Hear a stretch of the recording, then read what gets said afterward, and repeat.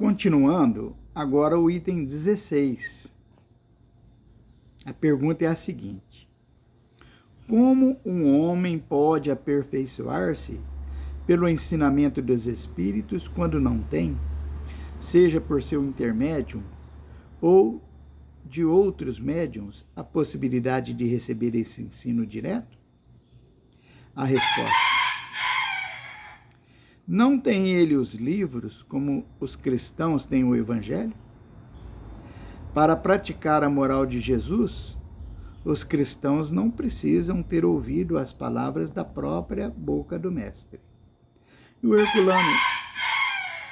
o Herculano Pires coloca aqui um adendo muito interessante, que diz assim: a mediunidade é uma faculdade humana como qualquer outra.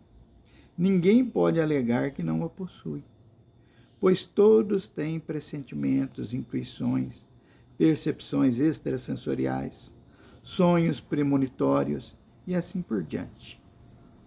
Como as demais faculdades, Deus a distribui segundo as necessidades evolutivas de cada criatura. O ensino direto dos espíritos não é dado apenas através dos médiuns propriamente ditos, ou seja, das pessoas investidas de mediunato, que é a missão mediúnica, mas também e principalmente pelas intuições boas que todos recebem e que podem receber em maior quantidade, quanto mais as aproveitarem. Nossas relações com os espíritos são permanentes, constituindo um aspecto da natureza que só agora as ciências começam a pesquisar. E o ensino espiritual, como se vê na resposta acima, encontra-se também nos livros religiosos e nas obras fundamentais da doutrina espírita, ao alcance de todos. Então veja bem, às vezes a gente fica triste, né? Porque o médium às vezes só recebe espírito sofredor, espírito infeliz, né? E não vem através dele nenhuma mensagem instrutiva.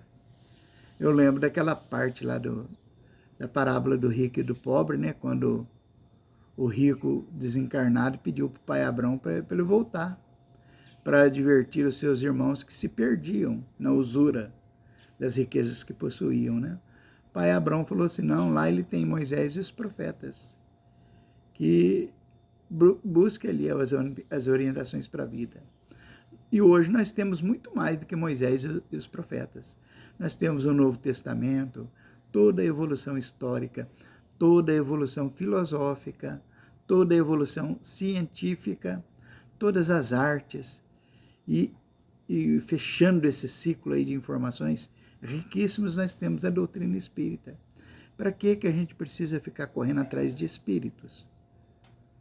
Para que eles venham nos instruir, sendo que nós temos um farto material. E se a gente, quanto mais a gente estuda, conforme nós vimos ali o Herculano afirmando para nós, quanto mais a gente estuda, mais a gente percebe aí nos livros da ciência ensinamentos cristãos, na natureza, no comportamento das pessoas. A gente vê os ensinos espíritas em tudo. Eu disse agora no comportamento das pessoas. Nós temos uma amiga que ainda ontem nos falou, né, do convívio dela com o esposo, que é de outra doutrina, e que ele tem dado uma abertura admirável para ela frequentar a doutrina espírita. Então, ela estava nos contando como que tem sido a convivência e esse entrosamento entre eles, e tudo que ela passou para ela também de respeito ao desejo dele, ao compromisso dele com outra doutrina, falando para ele que quando precisar ela vai com ele também, para dar o apoio para que ele cumpra a missão dele lá, já que ele dá o apoio para ela aqui, né? Então eu disse para ela assim, olha, eu falei com sinceridade, com alegria no coração, olha, você está ensinando para o seu esposo o espiritismo, pela sua conduta, sem precisar ler nenhum livro para ele. É o que nós aprendemos aqui, com essa observação do Herculano Pires. A gente não precisa de ficar preso só nas informações que chegam dos espíritos, né? Olha quantos livros, olha a conduta de quanta gente boa que nos ensina espiritismo pela conduta.